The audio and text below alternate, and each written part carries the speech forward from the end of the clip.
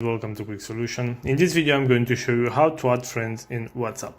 So if I'm going to open the WhatsApp app right here, and at the bottom right corner you see this green icon, we are going to tap on that, and as you can see we have the option to add a new contact. So I'm going to tap on that option right here, and as you can see you'll have to insert the first and last name of the person, and as well as the person's phone number, and you'll have to choose on which email address you'll want to save the contact, or maybe to your phone. You can easily choose the phone option right here.